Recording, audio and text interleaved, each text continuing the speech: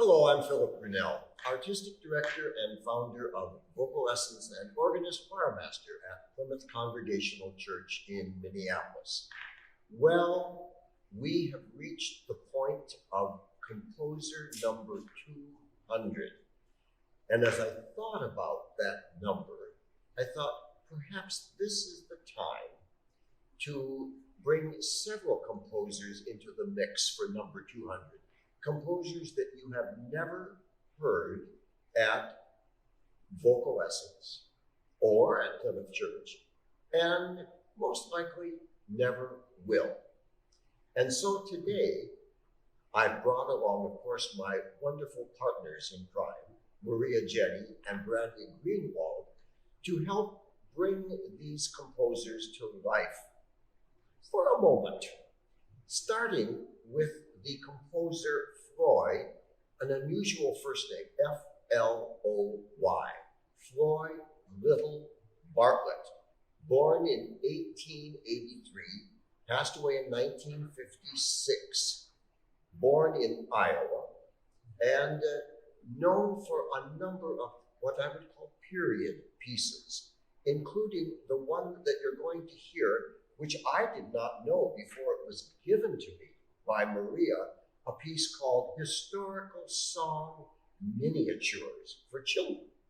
And so Maria is going to join, come Maria, and let's do 4 of these composers. What you'll find about them is you'll recognize melodies that the composers had written and words of Miss Bartlett that don't quite work.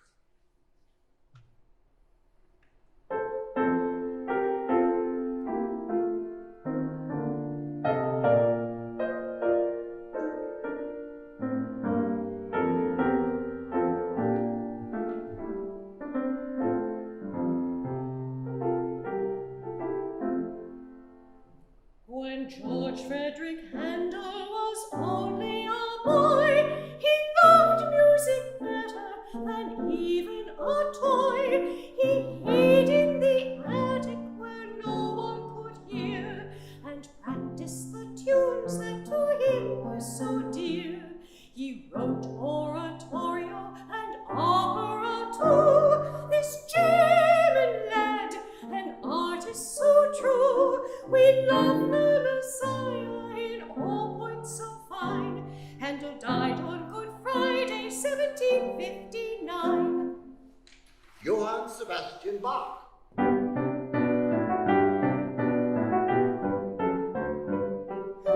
John Sebastian Bach was born in the little town of Eisenach. When he was 10, he sang from door to door, for his parents died and he was poor. He played the organ, clavichord, and violin, and wrote for voice for one or many men. He died in 1750, John Sebastian Bach. Wolfgang Amadeus Mozart.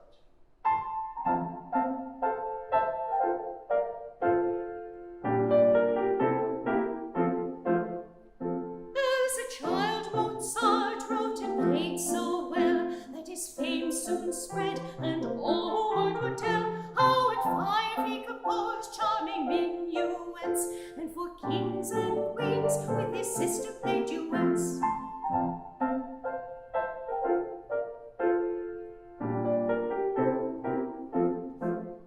Sad to tell, he died at 35, but his melody and grace so divine are still alive in his numberless works beyond compare. He died in Vienna, lonely, poor, and in despair.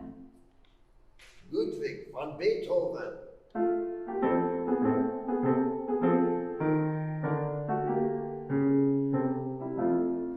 When Beethoven was a boy in Bonn, life was sad, his father cruel.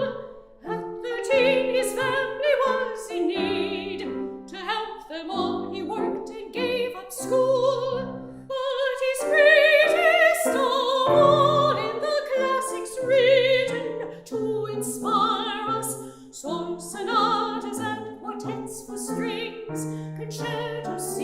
these lovely things.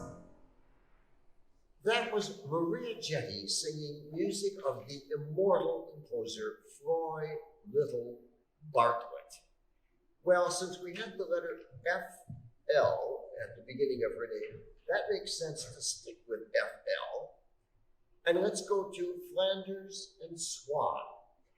And I can't think of anyone to help us bring forth this music more than having Bradley Greenwald. Bradley, please join, and would you, maybe just for those who don't know Flanders and Swan, just a little word of who they are. Flanders and Swan were a British music hall duo from the 50s and 60s who wrote and composed and performed their own songs. And we're going to do one of those songs, which is very typical for them, to set a song in a place that might not ever be used, let's say, in a VocalEssence concert or for a church service.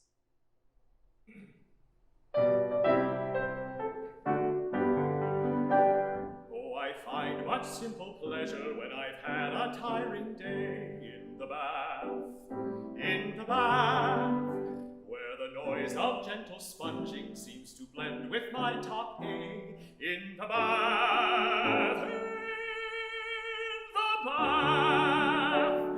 to the skirl of pipes vibrating in the boiler room below, I sing a potpourri of all the songs I used to know, and the water thunders in and gurgles down the overflow. In the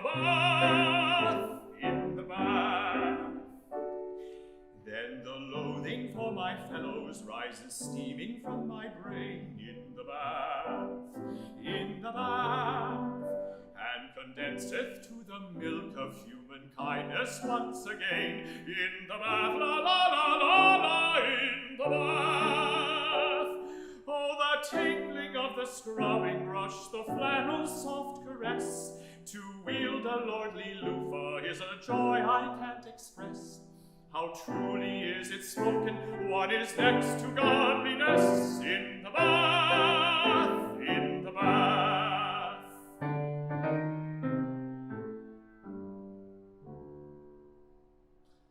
Then there comes that dreadful moment when the water's running cold. In the bath, when the soap is lost forever and I'm feeling tired and old. In the bath, it's time to pull the plug out, time to mop the bathroom floor. The towel is in the cupboard, and the cupboard is next door. It started running hot, let's have another hour more. In the bath, I can see the one salvation of the poor old human race. In the bath, let the nations of the world all meet together face to face. In the bath, the Republicans and Democrats will learn to innovate. The end of the pandemic we will cheer and celebrate, provided everybody gets a chance to vaccinate. In the bath,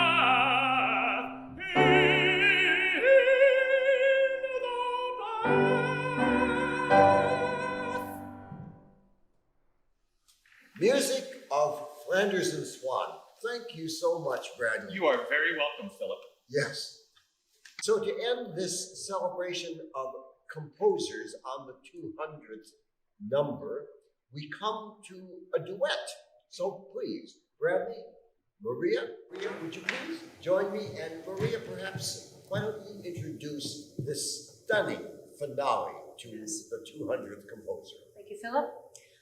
This is from a set of songs written by Liza Lemon, an extremely successful Edwardian-era British composer who was married to a fellow, Herbert Bedford, who was a miniaturist, and I'm a fan of both of them.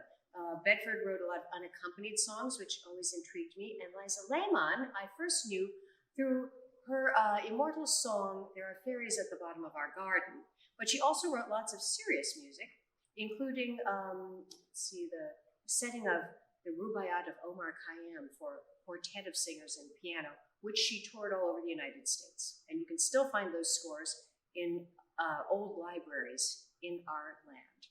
But very few people know this set of cautionary tales for children. The title is the same as Hilaire Belloc's collection of his poems, which were all sort of morality tales for kids, a little along the lines of that German guy, was it Struve Peter, who, well, let's say they're kind of admonitory moral fables which are extremely grisly. So I don't think you should expect that the children who disobey the proper rules of etiquette and common decency will survive, because they may be forgiven in the afterlife, but they meet an appropriate end in human life. And thus it is with Matilda, who told lies and was burned too. But I won't give it away.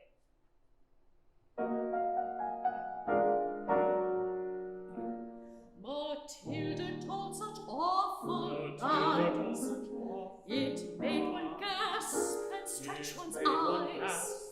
Her aunt from her earliest youth had kept a strict regard for truth, attempted to believe Matilda. The effort very nearly killed her.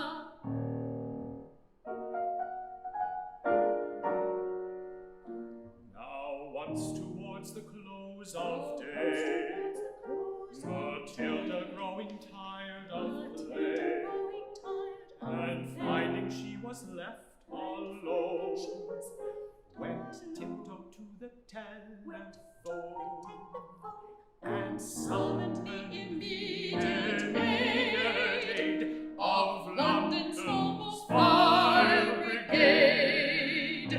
From Putney, Hackney, Downs, and Row, With courage high and hearts aglow, they galloped roaring through the town. Matilda's house is burning down. Matilda's house is burning down. Matilda's house is burning down. They ran their ladders through a score of windows on the ballroom floor, and took peculiar pains to souse the pictures up and down the house, until Matilda's thought succeeded in showing that they were not needed. And even then she had to pay to get the men to go away.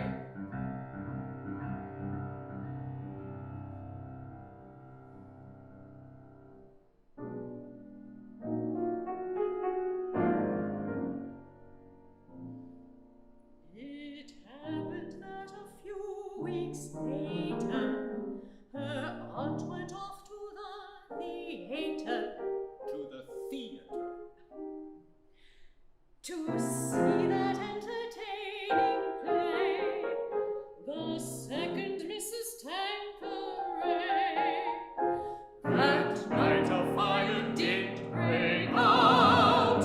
You should have heard Matilda shout. You should have heard her scream and roar. And broke a window up and call. But every time she shouted, "Fire!" the people answered, "Little liar." And therefore when her aunt returned, Matilda and her house were burned.